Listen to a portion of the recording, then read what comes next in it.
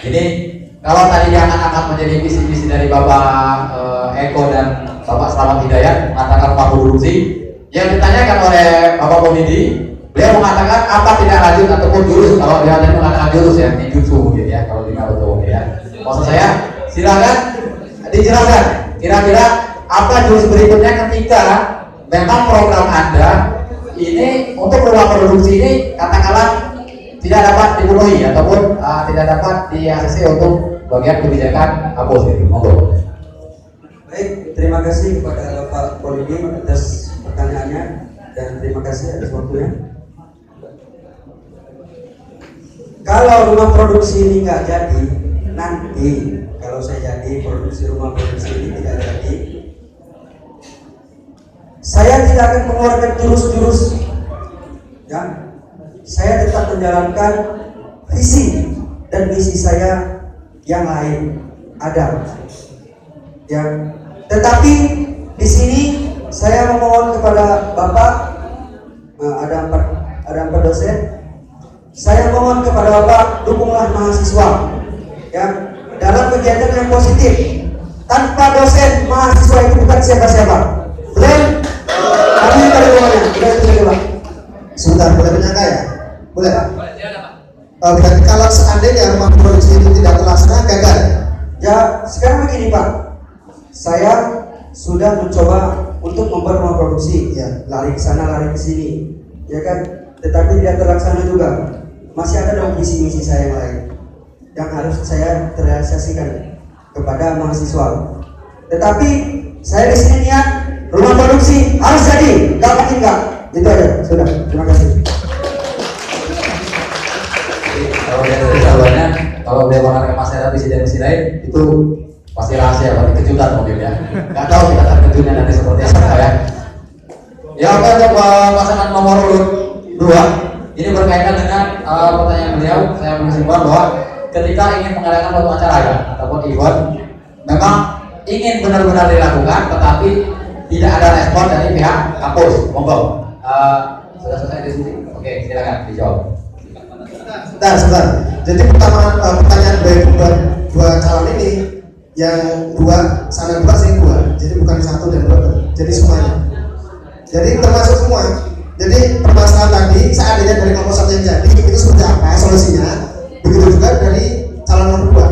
Begitu. Ya makanya saya jelaskan tadi Pak untuk bahwa kalau ini kan berdasarkan kalau rumah produksi dari misi nomor urut 1. Nah di sini tadi dengan acara urut kekeluargaan.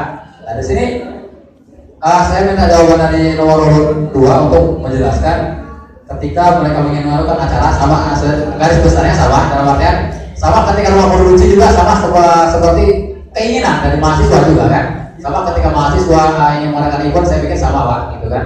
Jadi di sini ketika tidak ada respon ataupun kiat-kiat yang dilakukan oleh masing-masing calon ketika ingin melakukan suatu kebijakan ataupun acara tapi tidak mendapatkan respon dari kampus, itu apa tindakan dari masing-masing calon? Mungkin begitu Pak, saya berikan misalnya. Iya, silakan dari nomor 2. Oke, terima kasih. Jadi ada 2 pertanyaan untuk kedua pasang calon. Yang pertama, apa jurus kedua apabila jurus pertama tidak berhasil?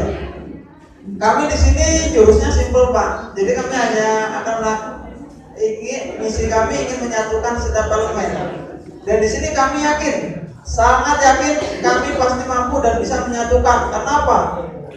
Karena pada dasarnya dan sesungguhnya setiap mahasiswa yang di sini itu ingin bersatu, hanya saja belum ada perangsang atau motoriknya saja. Jadi sesungguhnya semua memiliki keinginan yang sama, tapi belum tahu. Jadi ibarat kata ada yang di Kalirejo, ada yang di Gadingrejo ingin bersatu, tapi nggak tahu mau kemana kan.